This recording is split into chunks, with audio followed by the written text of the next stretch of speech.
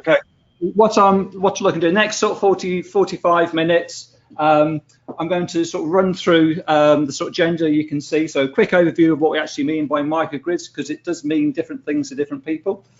What are the drivers? And this is really important. So one thing I'd really like you to take away from tonight is that it's not the technology that's driving the opportunity at the moment, it's the commercial drivers, and I'll talk about that in a bit more detail.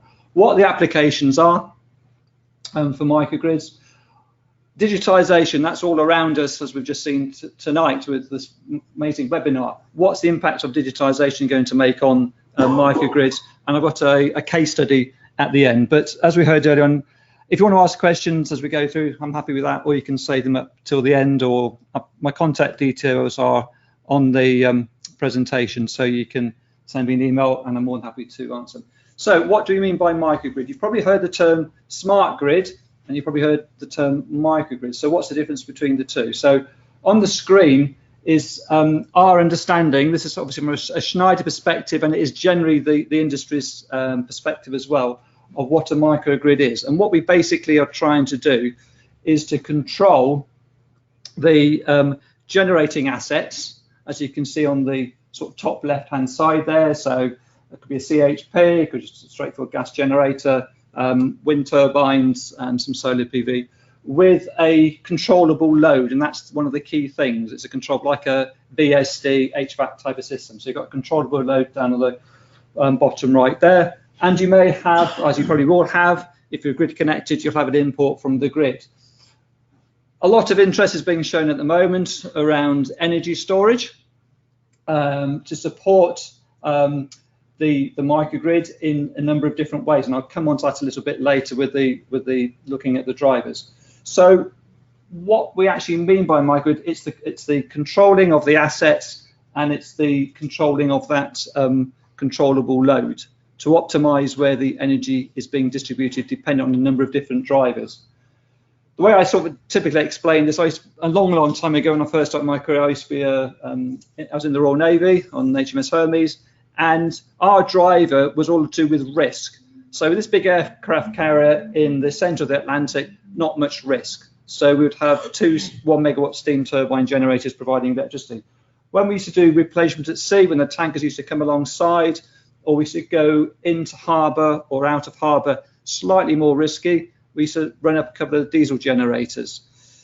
The actual load on the system is very similar. It was just that it may happen that we need more power quite instantly. So the optimization was all around where the energy flow is going. That's what we're trying to do here. So depending on what the customer drivers are, we'll optimize how the generator is running and how that load is being supplied, with or without energy storage. So what do we actually look for in terms of microgrids? What are the different types of microgrids? So from a historical perspective, they really started on the right-hand side, off-grid or autonomous. So I did some research a long time ago with Rupert following me, the back of the class there, at a local farm here. And that was really sort of off-grid, but grid-tied at the same time. But really it was an isolated farm, and that's where the opportunity really developed. So sort of 20, 25, 30 years ago, it was sort of academic, it was sort of a bit left field, it wasn't commercial, but it was providing power where there wasn't a grid connection. And that's really where a lot of the research and academic work was carried out. On the left-hand side, you can see grid-tied or grid-connected, and that's what we're all familiar with. So if you've got PV on your roof at home or PV on this building, running in parallel with the grid, that's we're all relatively familiar with that. The opportunity, the business opportunity, is really in this middle section here, what we call island mode, where it may be you want to be disconnected from the grid for commercial reasons because you want to utilize more of your own energy. If you're bedding more renewable energy in, it may be you're forced to have a disconnection from the grid because you've got a weak grid. What I mean by a weak grid is if you look at the southwest of England, around Plymouth area, they quite often have blackouts or brownouts where the grid goes down. If you've got a manufacturing process, you know, the loss of production per hour, it can be quite astronomical. I've been hearing figures, I can't say who, but certainly in the UK, large manufacturers, £100,000 a day, you know, that adds up quite a lot. So the opportunity for ourselves and our competitors is really around in that middle section in the island mode. So what are these drivers that are coming through? So you're probably familiar with a lot of these, but I think it's just worth describing them in some detail. I mean, the biggest thing is, I think we're all familiar with, is the rapid increase in the population growth. Obviously, at the moment, you've got the climate change conference over in Poland. David Attenborough speaking, was it yesterday? The impact of global warming, etc. That's all part of it. The rapid increase in the population, is a lot of that's going to go into urbanization. Developing countries coming through, they want access as well to energy. And we're moving towards an electrical economy as well. Certainly from an appliance perspective, a smart perspective, and transportation as well, electric vehicles. That's in the UK, certainly we're looking at new cars, 2040 are going to be electric. How we utilize those cars is going to be interesting, because there's a lot of thought now around a sort of Uber type of operation of cars. So most of us who've got cars, roughly it's about 95% of the time your car is doing nothing. It's just sat in a car park or on your drive. Okay, why invest a lot of money, tens, 20, 30, how many thousands of pounds you spend on a car when actually for 95% of the time you're not using it?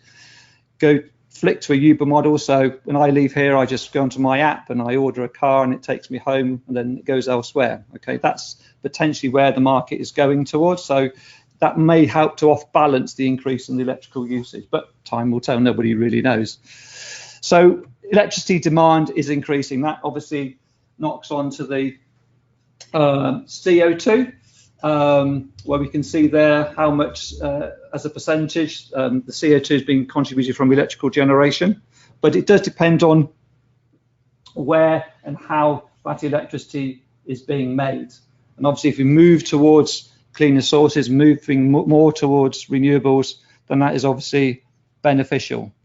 Okay, big thing, resilience. Not so much in this country, but certainly if you look last year over to America, you know, they had some horrendous hurricanes. We had the beast from the east in this country earlier on, where you've got issues around grid resilience, and you can see the figures there in terms of the cost and in terms of the power outages. So that is certainly from our own company's perspective, is a large opportunity in America.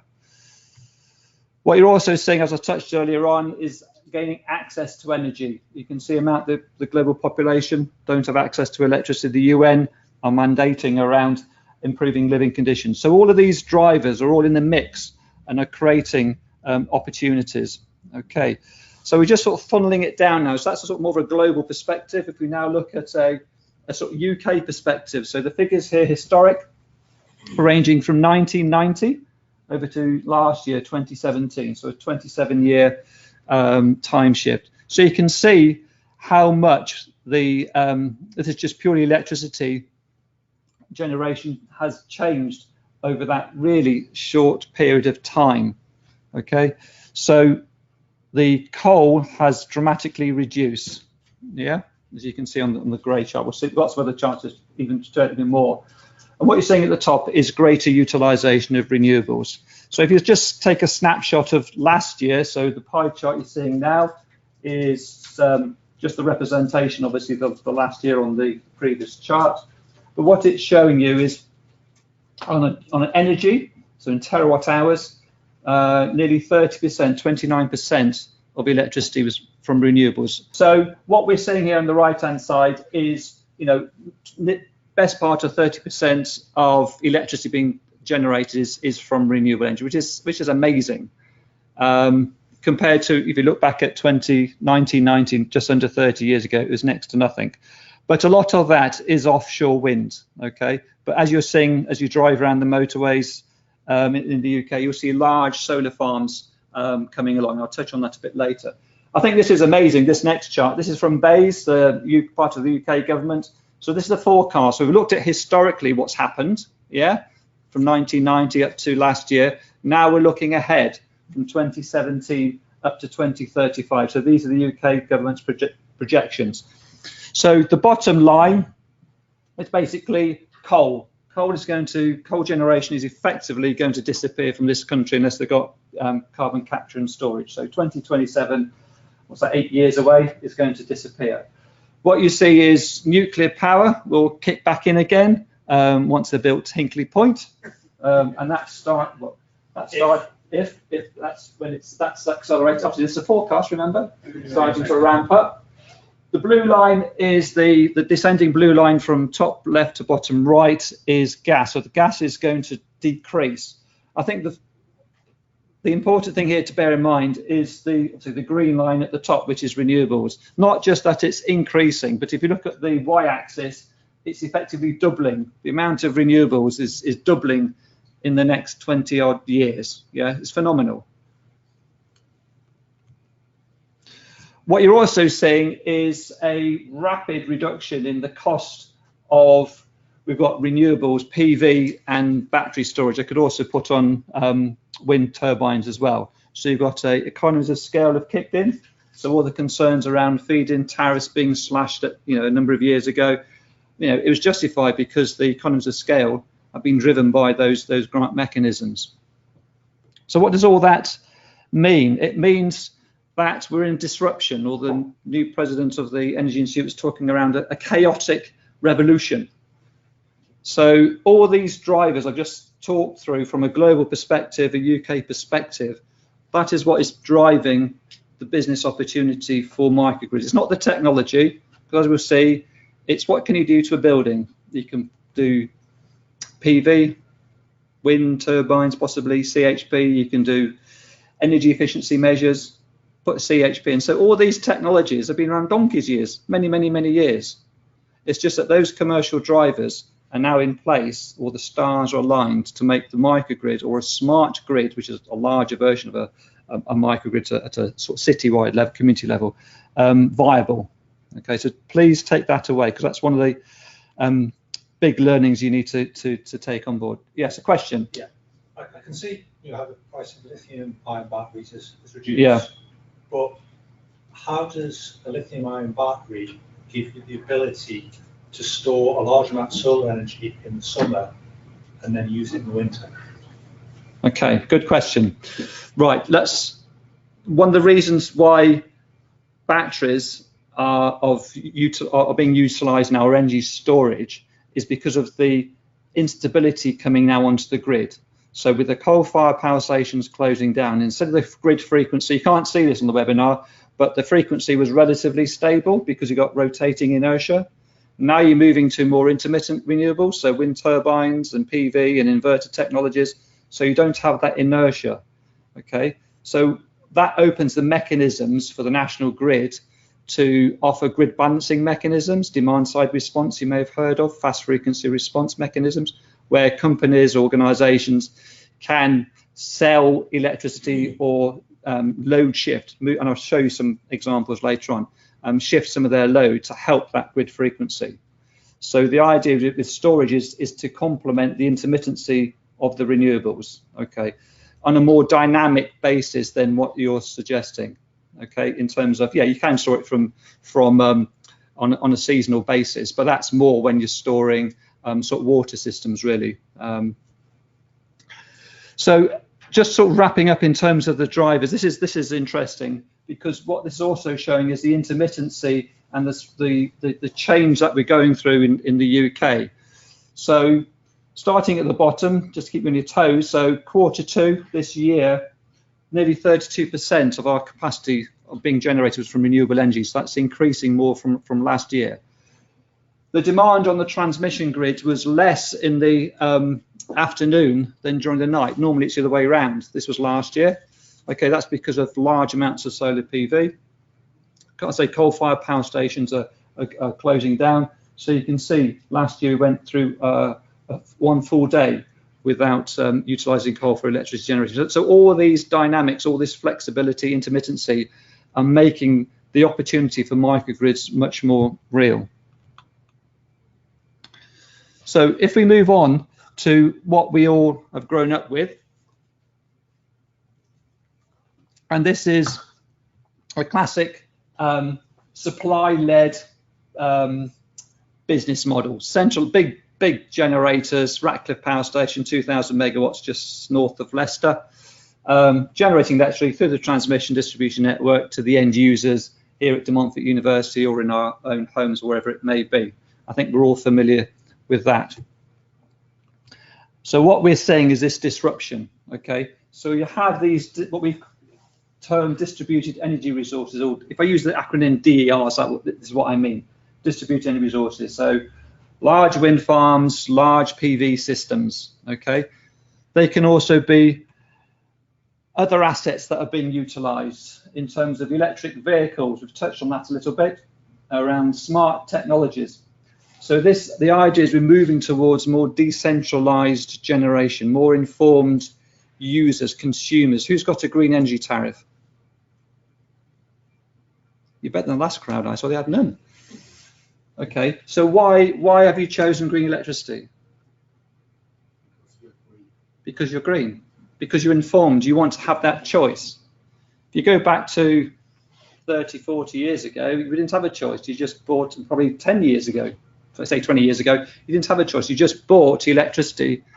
You know, it came, or my parents would have bought electricity and signed the bill and off it went, yeah, paid the bill. We have a choice, we're more informed, okay? And that is driving the market. We're moving away from this supply-led industry that we've all grown up with to a demand-led industry where the users, you and me and the guys on the webinar and elsewhere, are much more informed about where they want their electricity, where they want their energy to come from. We've all got one of these, haven't we? It's a smartphone, by the way, I'm showing you, a mobile phone, okay? There's a term called prosumer. It's a producer and consumer. It's an acronym. It's condensed together, okay? And that's what we're moving towards. And I'll touch on a little bit this later. But we're all prosumers in our own way, because if I switch this on, I'm consuming energy from the battery that's sat in here. If I charge it, I'm consuming energy. Yeah. So we're all prosumers in our own little way, using a mobile phone. Or I say if you've got solar PV on your roof, or electric vehicles. We're all prosumers. Okay. So let's move on to the applications. So you're going to see 4 slides the same, but we're going to move around in a clockwise manner, starting with prosumers. Okay, and these are where the opportunities are and the applications for microgrids. So the sweet spot really at the moment is in the top right, single owner, grid tied or grid connected, a campus type of environment. A De Montfort University, a Leicester University, Leicester Royal Infirmary, schools, academies, because they have the infrastructure, the electrical infrastructure and the demand at a relatively high level to make a microgrid commercially viable. So the drivers, why would they want to do that? Because they want to, minimize the bills. They want to look at the opportunity for integrating renewable energy, reducing their carbon footprint down. It may be, as I've said, it might be manufacturing sites. They've got issues with resilience, okay, blackouts and brownouts. If we move round on a clockwise basis to the bottom right-hand quadrant, what we call eco districts or smart communities, that's just bigger. That's where the smart grid comes into play. So that's a multiple of microgrids. So technically, yeah, a little bit more challenging. That's not the real issue. Where the challenge is you're now moving away from a commercial perspective, from a single contract with a single client, like a university or a manufacturing site, to now working in, say, in Leicester, where you'll be working through different procurement mechanisms. So you'll be working with the council, probably the local economic partnership, business leaders, etc. So it just may convolute the contractual negotiations. So technically, yeah, a bit bigger. Contractually, more people involved, so it will take longer to happen. But they are happening. If we move around to the right-hand side, I say this is really where sort of the microgrid world all started in isolated communities, as I sort of touched on earlier. So if you look at Tonga, they import 95% of their, or 95% of their energy is from imported fuel. Okay, so the opportunity for them in terms of resilience, you know, their risk is the fuel doesn't come. Okay, so if opportunity to utilize storage with renewables to you know, flatten out the seasonal patterns is very beneficial for them, and obviously cost reduction and environmental benefits. And sort of quite similar really up onto the top left-hand side, top left-hand quadrant rather, sort of remote sites, sort of mines, military bases, may have some issues around security, if obviously it's with military bases, but it's all the same concept really. It's around energy and integration of renewables and carbon footprinting. If you look around the world, the requirements do vary, as you would suspect. So if you go from west to east, so if you start in North America, I've touched on the major reason why microgrids are being utilized in America, in North America anyway, is around grid resilience. Okay, because of the blackouts, the bad weather that they have over there. Okay, and also in terms of the economics, in terms of gas prices. In Europe, we have a stronger grid, certainly on mainland Europe, and certainly around in Germany, they have a much and perhaps a more social awareness of these sort of issues. I mean, Hobart can probably explain more about it later on, but there is a strong push there. Less so in France because they're predominantly nuclear. The UK, big opportunities, let's say in remote communities, some of the island communities, and also where we have that weak grid. And then you move right across to the east in Asia. That's sort of more the remote side. Australia, we're sort of working out there as well, where there's issues around importing of fuel, etc., and the costs associated with that. So the drivers, as you just suspect, will be different. And if we designed a microgrid for De Montfort University here in Leicester, it'll be different to Leicester University because the infrastructures are different, the drivers, the commercial drivers are all different. So it's a very bespoke offering. However, before we do all this stuff around microgrids, there's some fundamentals that we need to get in shape first, because the most cost-effective use of your client's money or your own money is to actually drive your energy demand down, because what that means is the cost of your microgrid or the size of the microgrid that you need is reduced. So working from left to right, the chart on the left-hand side with prosumer outcomes, what that is really trying to do is to balance the three elements of what we term active energy management, or you may have heard the term trilemma, or many years ago for the older generation, it was triple bottom line. It's all around sustainability. It's all around the economic security of supply, getting those into balance, driving your demand down. I think that's the most cost-effective thing that you can do. Once you've done that, in the implementation of a microgrid, what you really need to do, certainly for an existing build, an existing building you're trying to integrate a microgrid in, is to really understand the architecture, the electrical infrastructure, because if you're putting on storage, if you're putting in PV systems, you're introducing inverters, you're introducing harmonics onto the system. You need to understand the fault levels, the switchgear arrangements. You're going to start introducing two-way power flows, as you can see here. You know, it may be your cabling isn't large enough. Okay, if you're working on a new build, then all these design factors can be built in.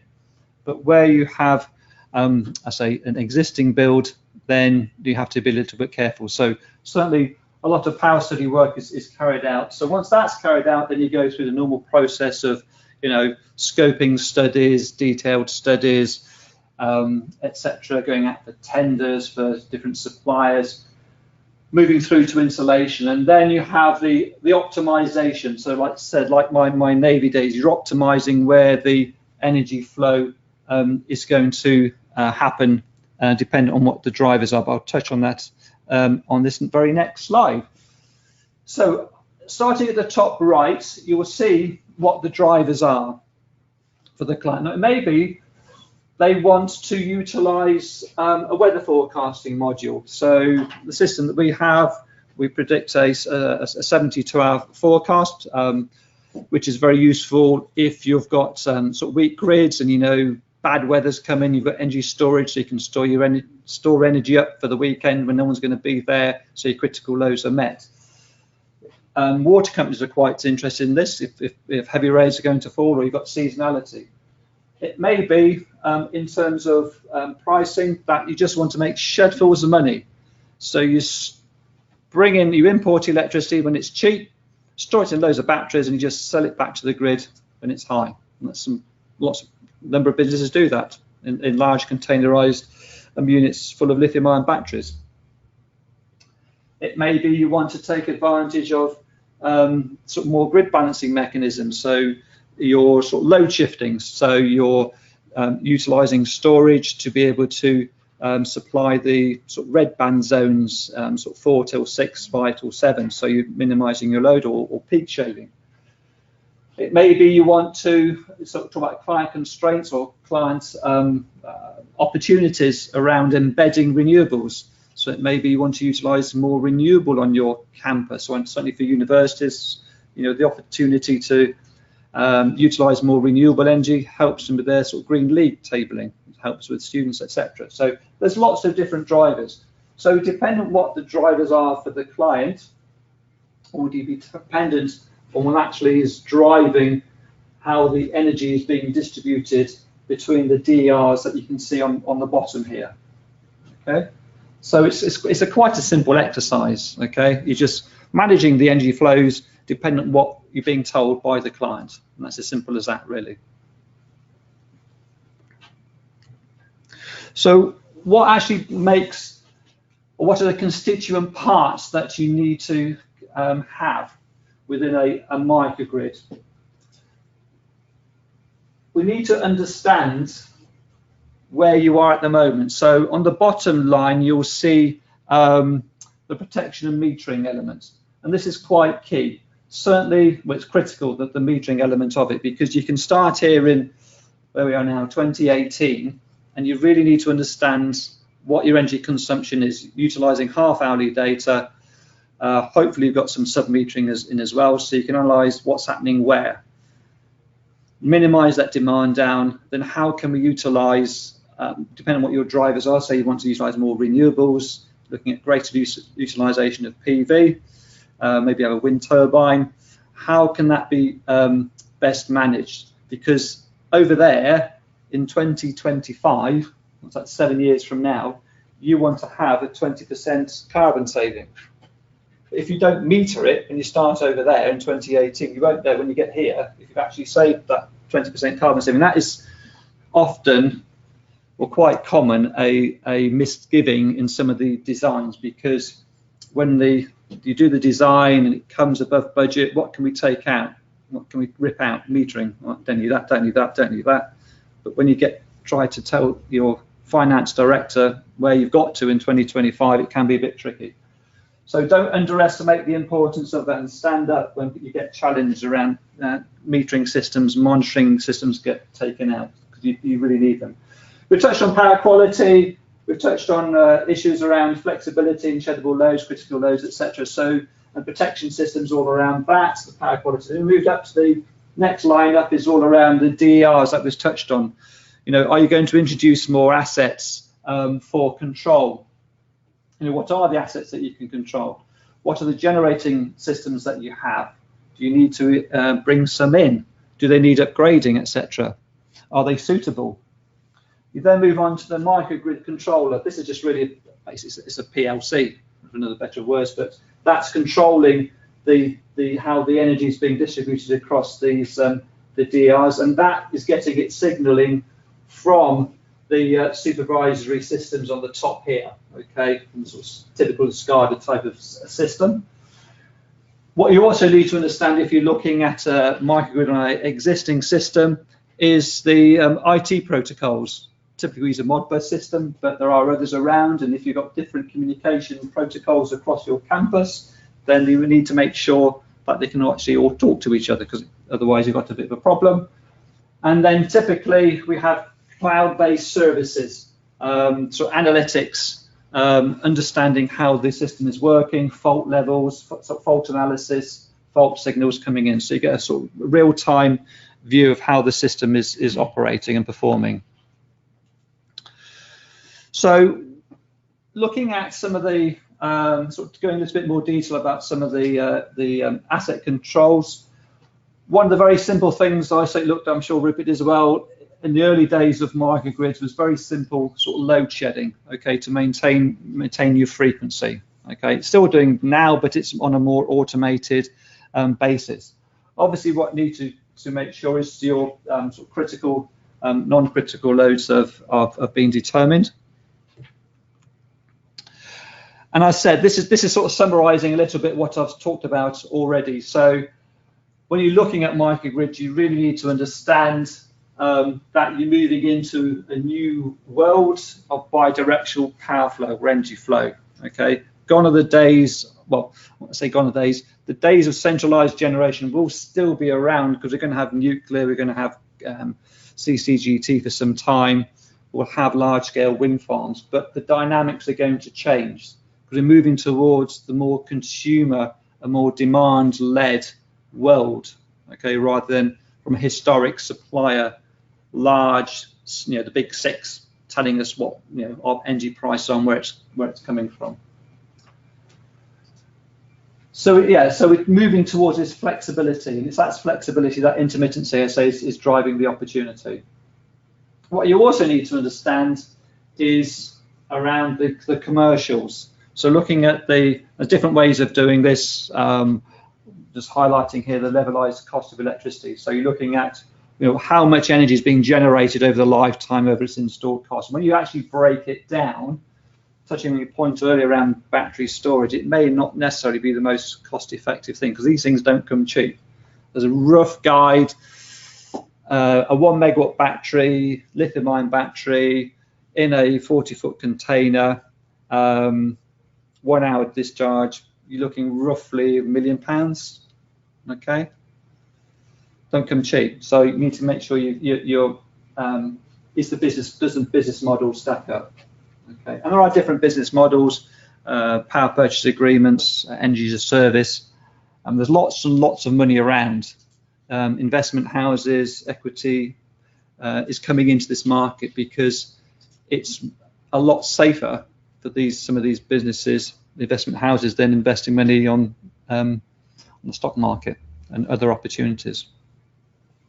So as you're carrying out these, you know, do your commercial modelling, looking at where your finance is coming from, carrying out, we've touched on this already, in terms of the engineering that you need to be carried out, looking at fault levels, your harmonics, your discriminations, levelling, and your switching speeds with batteries as well. Okay, that's quite critical if you're utilising UPS systems. Okay, so what we've got here is a example of a sort of battery system helping to maintain the demand for a particular organisation. So you've got two charts. So on the top side, you've got the site consumption. The black line is the site demand, and the blue line is the grid import. The bottom chart, you've got two lines. One is the solar PV, which is yellow, and that follows a typical diurnal pattern, as you can see. And then the green line is the battery, which is being charged in the off-peak modes early in the morning and also early afternoon, and being discharged later in the morning and in the red band zone. Okay, so what does all that mean?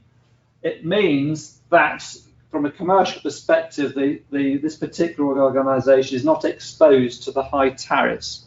Okay, so if you go starting from left to right, so that you're charging in the off-peak between 3 o'clock and 7 o'clock, and then you're discharging your battery during the on-peak periods, which is the period between 4 o'clock and 7 o'clock in the evening. So you can see it's below the line there, so it's charging, and it's discharging on the right-hand above the line here.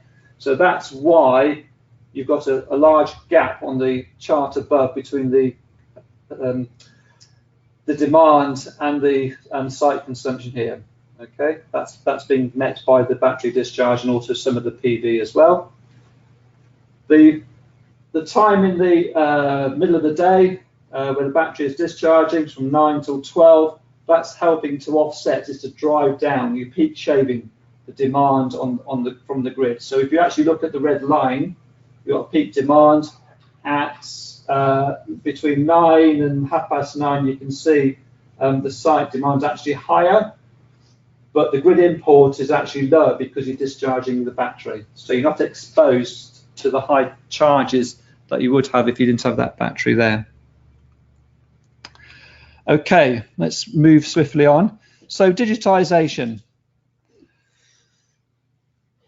You may have come across these terms: digitisation, decentralisation, and decarbonisation, or the 3 Ds, or actually there's a 4D version of it as well. But it is amazing in my lifetime, or perhaps last 10, 20 years, how much society has moved to becoming much more smart, enabled, digitized. Some younger people here, iPhones, iPads. I struggle with some of these technologies, and it's just second nature. We buy a new car now and it's got pressure sensors on your tires, so you don't even have to go to the garage to test the pressure in your car. You can just press a button on your car. Sensor technology is really driving this opportunity. And what you're seeing on the left-hand side is just a very conservative estimate of where digitally connected devices are going to are driving our whole society. We've touched on decentralization, and we've touched on the amount of investment that is available in renewables. So if you tie these 3 things together, and it's not just from a Schneider perspective, this is just a snapshot of 4 other companies. You've got a blockchain company, actually Electron, who presented here earlier in the year. You've got Hitachi, you've probably heard about, large sort of company. You've got a online energy storage website here, and you've got an online blog. So these terms, decarbonisation, decentralisation, digitisation, and possibly democratisation, the 4 Ds or 3 Ds, it's out there.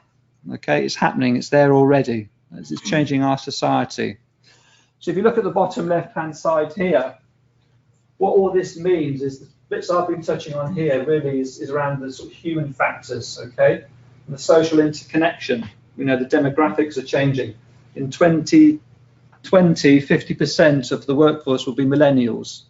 It's quite staggering. So a lot of the how do I describe this? A lot of experienced knowledge that may not be captured through the digitization will be retiring, will be leaving businesses, organizations. Okay, so can be a huge hole there. So what we have now is the opportunity to capture a lot of that information through the analytics and helping to make decisions. The technology dimension, the top left-hand side, we've touched on around the sensor technologies. Biotechnology and neurotechnologies are also driving this market as well. So the combination of those 2 are really opening up these markets that you can see on the right-hand side. So we've talked today around energy storage, around renewable energy. We talked around sensor technologies. We had the presentation earlier on this year around blockchain from Electron.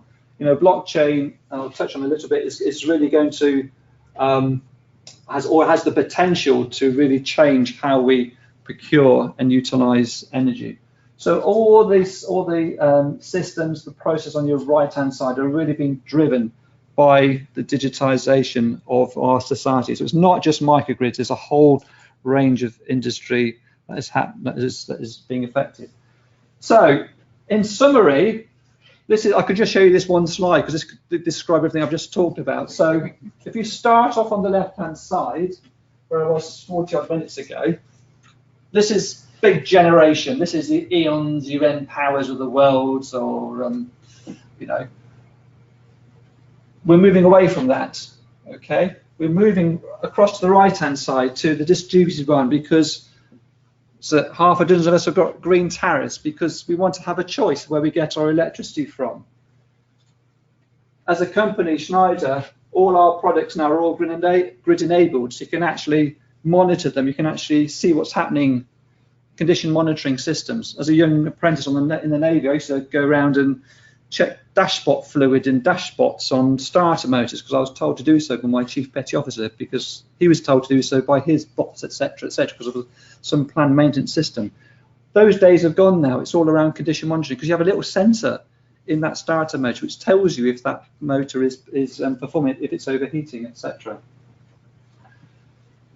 Individuals, companies have become much more transactive, more transparent. You know, we have requirements around carbon reporting. You know, organisations are being much more transparent about their own businesses, becoming much more proactive as well, more strategic.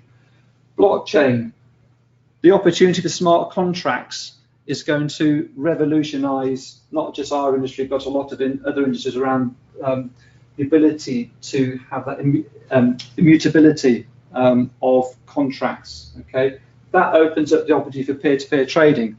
So if Rick's got PV on his roof and he's away on holiday, away for the weekend, a sunny day, and I'm his neighbour and I'm happy to buy his electricity, he can sell it to me direct. He doesn't have to go through all the different third-party operators. So he gets a better price, I get a better price. So it's going to revolutionise the whole market. Okay, quick case study. So the reason I've chosen this is mainly because of this side. It's on the right-hand side, the commercial arrangement, but I'll just describe to you what it is. It's Boston One campus obviously in Boston, in America, sort of 1 megawatt size.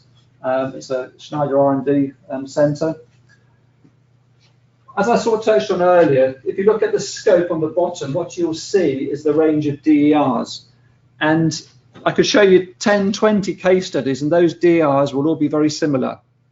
PV, electric vehicle charging, battery, wind, CHP. Okay, there's only so much you can do. Yeah, but it's how you utilize that energy across those devices and your assets is where the opportunity lies. And the reason for showing you this particular slide, this case study, is it's a PPA arrangement. It's a power purchase agreement with a company called Duke Renewables. It says Duke Energy, it's actually Duke Renewable Energy over in America. So they're the investor. Schneider have provided some of the products into the building, but basically we're on I think it's a 15-year PPA, so we're just basically buying the electricity from Duke Renewables. What does that mean? It means we don't have to outlay however many millions of dollars it was. We just buy on an ongoing basis. So we have no capital upfront cost avoidance. Then, because of the microgrid is now in place, we have better resilience and better carbon footprint, etc. I'm just going to show you a video now, which hopefully you guys on the webinar will be able to hear, which just goes through this Boston One campus, about 2 minutes long. I truly appreciate New England. I was born in New Hampshire. I love the 4 seasons. I love the change of seasons, the variety. The energy management landscape is always changing as well. And at Schneider Electric, we work hard to be leaders in that space. My name is Ed Muskis. I'm the site general manager for Boston One Campus here in Andover, Mass. Boston One Campus houses 4 of our 5 business units for R&D development. So it's extremely important that this building is operational 24/7. So we signed up here to implement a microgrid as a service project, partnering with Duke Energy Renewables and REC Solar. A microgrid is a system that allows us to automate and control distributed energy and determine where we draw our energy from. For example, solar generators, the grid power, and in the future, battery as well. Another innovation was microgrid as a service, the end-to-end solution where, as a customer, I don't worry about financing it, I don't worry about maintaining it. I just gain the benefit of reduced cost and uptime of my facility. For us as a customer, the third benefit was to maintain this building as a living laboratory for the further development of that technology. For example, the Energy Control Center, which allows for the automation and control of the overall system. And EcoStruxure Microgrid Advisor is software and allows us to view the energy generation and consumption of the solar microgrid.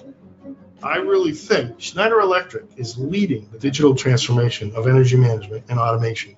We have to do more with less, and the solar and microgrid technology provide customers the opportunity to have a choice of where they get their energy and at the same time to reduce their costs.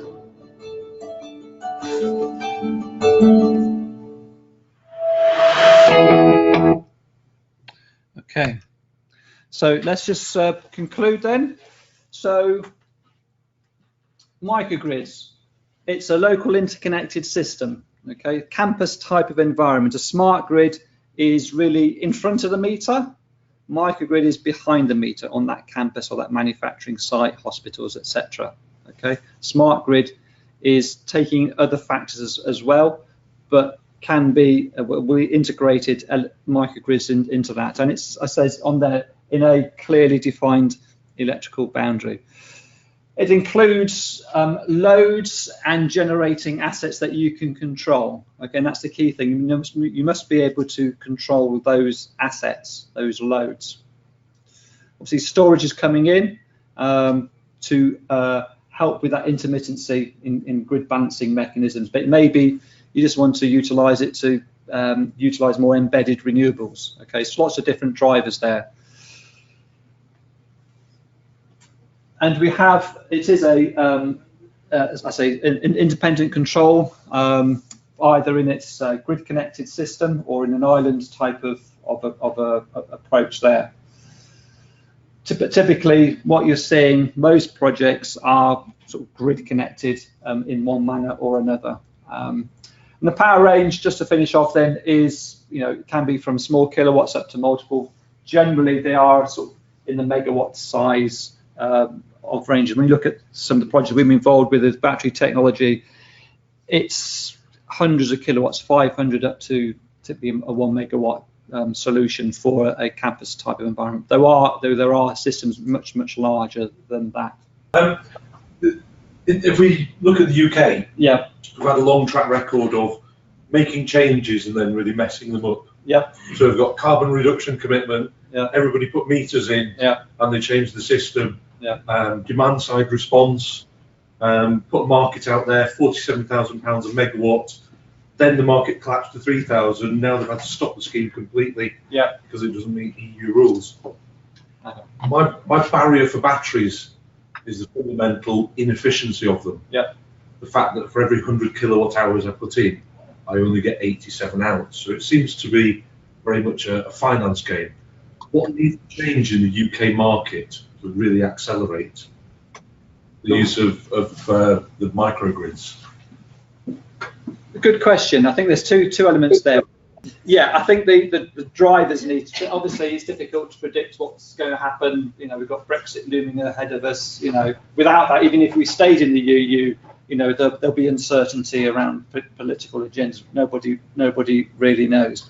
But we do know is, at the time we've got this, climate debate on over in Poland. The issues around greenhouse gas and global warming. So I don't think that's disputed.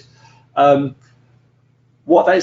impact of that is the increase in renewables on the intermittency on the grids, and that's creating this uncertainty from the national grid perspective, because let's say the stability of the grid through the rotating inertia of the large generators is disappearing, and we're moving towards this intermittency.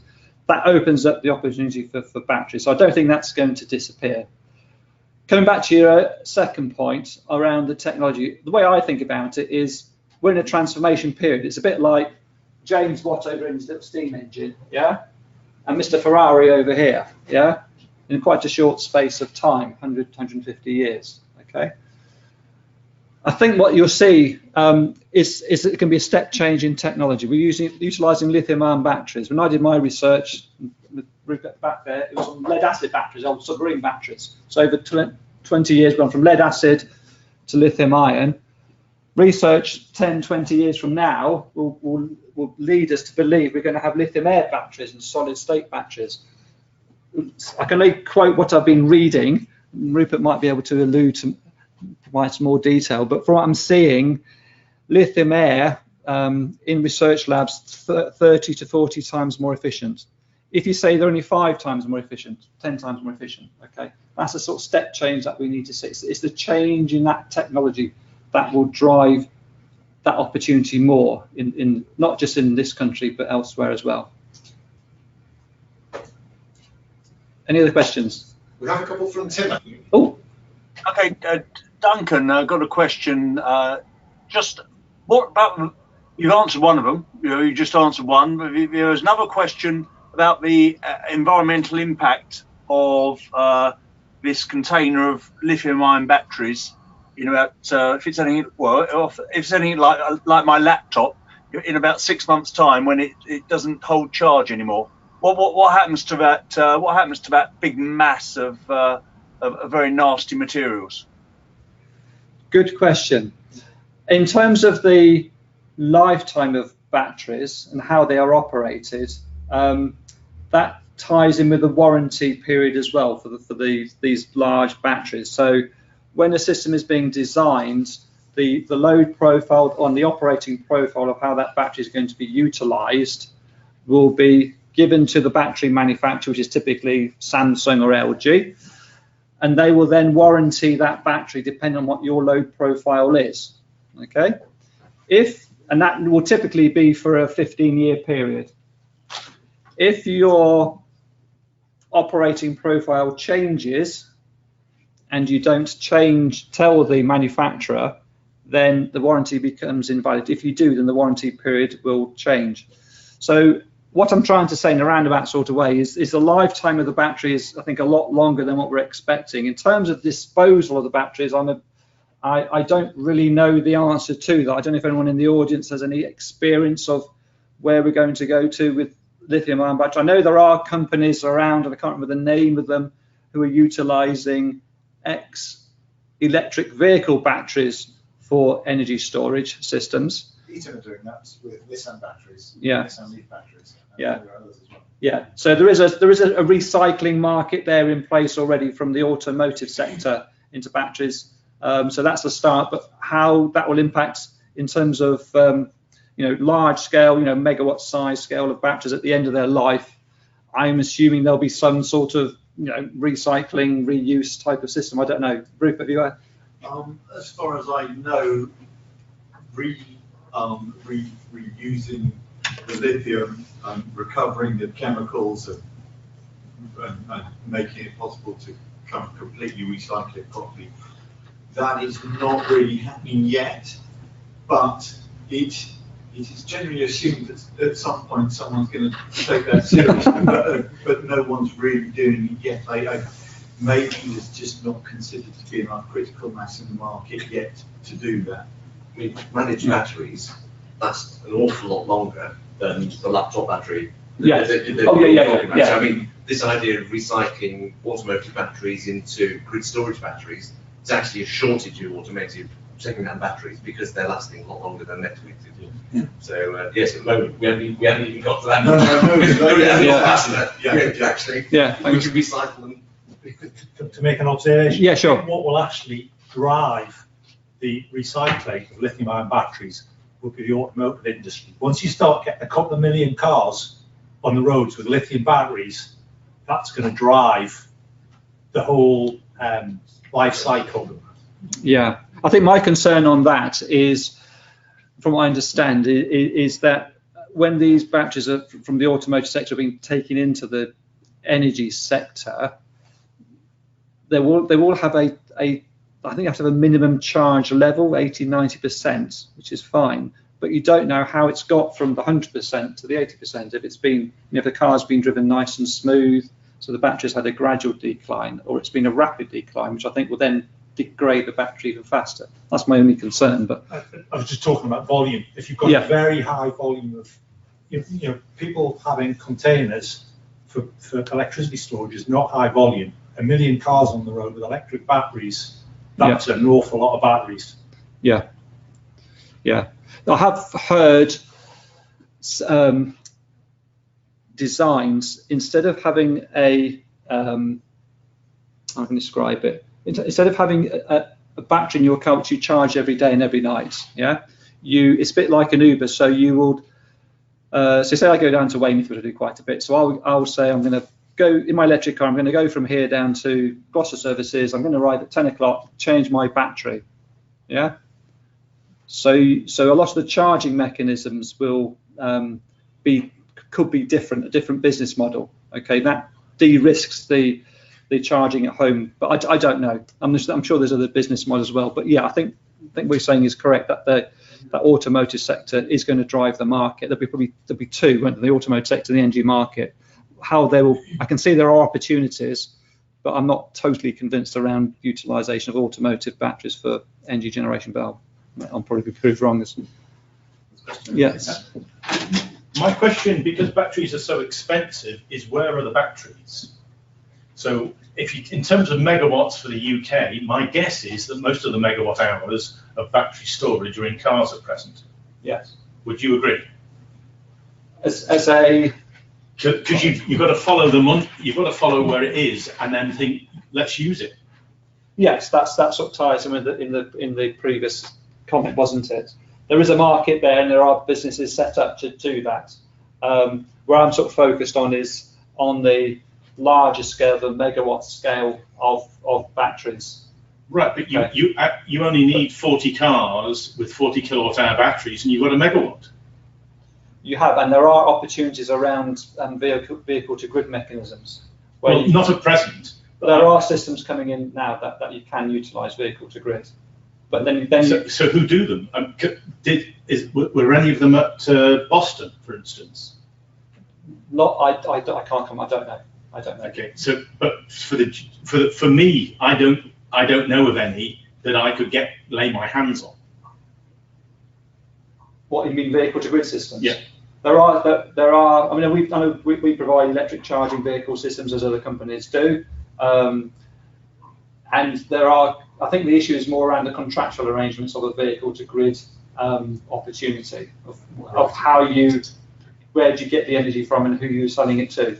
I mean, another thing on that, which is probably worth mentioning, is one of the issues around there was a misconception is if we all in this room, there's 20 of us, 20 of us, we all got electric vehicle, we all go to High Cross on a Saturday morning and we all need to charge our car up.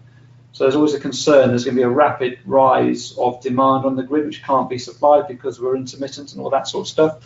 What will actually happen with smart charging systems coming in is that they will monitor the state of charging your car, and when you arrive, you'll put into the machine how long you're going to be there for, and it will work out when it's best to charge your car.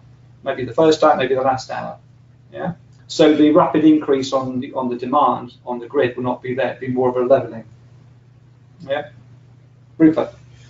Yes. So on that point, what's important, particularly at the moment, and I suspect for quite a long time yet, is not for putting the electricity back into the grid from the vehicle, but what you're alluding to, which is the smart charging, which when you've got thousands, millions of vehicles plugged in around the country, is the ability to put energy into that huge aggregated storage pool. Yeah. In ways that can manage, which essentially is just controllable demand. Yeah. That is incredibly important and removes much of the need for battery, for stationary battery capacity. And once that energy is taken out of the power sector and put into the transport sector, it will be consumed for transport purposes, and it's unnecessary to put it back into the grid. I think, although vehicle-to-grid systems are just beginning to come online, and not really in a particularly commercial way yet, the actual need for putting that electricity back into the grid is still really pretty rare at this stage.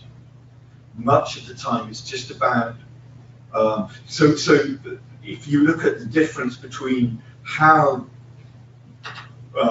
stochastic supply like wind arrives, it comes in huge, spikes because there's an energy there's a weather system passing across the British Isles, for example, you will get 2 or 3 days of an enormous input coming from from offshore wind. You've got to get that into something quickly. And if you've got millions of vehicles out there that will take all that, that's fine. As that weather front passes and that wind input sort of cools off a bit, actually just the system as it normally is will take care of the more steady demand, and there's not really going to be a great deal of need to start pulling that stuff back out from those cars. So it's because the input comes in spikes, but the demand is relatively steady. Can I chip in with a question? Yeah, sure. Before we finish up, I'll bring together 2 questions. One, this is representing Dennis in Africa, and we got Wahid in Dubai. So the question really is one of supply of lithium-ion batteries. Are they sensitive to the actual climate? Because both Boston and the UK are fairly temperate. Is there any more challenges when they're running a warmer climate? And the other query, probably not so much for a problem in Dubai, but certainly in Africa, is the cost of lithium ion, and whether in the Western economies we're rather better off in terms of being able to procure lithium ion than some other areas in the world, and whether that's going to be a challenge. Yeah. Okay. So 2 questions there. I mean, the first one really is just a environmental climate control system really within your containers to maintain your batteries at reasonable temperatures. So wherever you are in the world, it shouldn't make any difference. The other question is actually quite interesting, because up to the end of this year, there's been a shortage of lithium-ion batteries from respected manufacturers, because the South Korean government passed some sort of grant mechanism on companies to install batteries. So 75% of the world's supply of lithium batteries has been sucked into South Korea, which provides a little bit of a shortage. However, having said all of that, that is coming to an end. So as we move into the next year, then that will start to open the market back up again. Obviously, Samsung, LG are the main suppliers, certainly in the UK. I'm not quite sure across other parts of the globe. So, I mean, does that help to answer the question, Tim? Yeah, well, it gives some context anyway. Whether that means it may be more available, whether it's actually accessibly financially accessible in markets such as Africa. Yeah, sorry, that was sorry. So in terms of commercial viability, that's a difficult one to say without looking at each individual project and what you're actually trying to achieve, and different incentives from each country. What we have in the UK is different to what it will be in other parts of the globe. So difficult one to comment, but I think Rupert might have a comment on that. We've just introduced Africa's first solar-powered taxi service into the Gambia, where we're looking at exactly these sorts of issues. And the key thing in Africa to bring down costs is to amortize them across the lifetime of all the equipment. And because the total cost of ownership can be cheaper than running an internal combustion engine vehicle, for example, and if you have a way of amortizing that cost across the lifetime, actually it does win out. So the key is all in the business model. Yeah. One of the ways in which our system works better than an internal combustion engine is because we don't pay for any fuel. Yeah. We simply recharge from a solar-powered mini-grid anyway.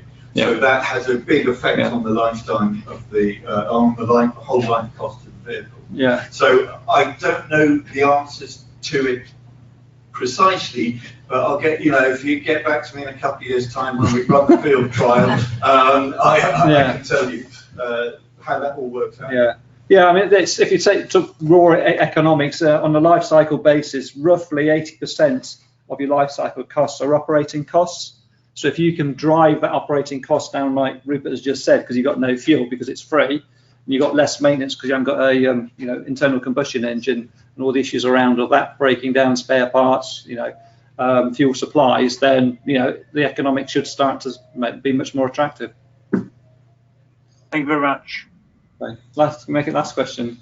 Yeah, and a positive one. I've looked at, I know we've spoken a lot about batteries tonight. I've looked at batteries, and with all the market incentives, I can only get it down to 4.5-year payback. But I'm going to be going back to my office and adding my load shaving, because I've got standard distribution curve, and it's just those few small periods which cause my maximum demand. So thank you. I'm going to go back. I'm going to rework those figures. Yeah, good. And hope that the income increases at the same rate that the price of batteries is coming down. Yeah, it's certainly, I don't know what it's like elsewhere in other parts of the globe, but certainly in the UK, it's the non-commodity costs that we're trying to control here. So it's the transmission. What we have to pay is for the cost of electricity being transmitted down the main HV grid and then down the main LV grid into the mainly on campus types of sites, and it's these non-commodity costs which is what we can affect. The actual tariff itself, the price of electricity, we can't really affect. So as Scott was saying there, by utilisation of batteries, we can minimise those or reduce down those non-commodity costs, which makes the business model more attractive. On that happy note. Well, thank you very much, Duncan, for a fascinating talk.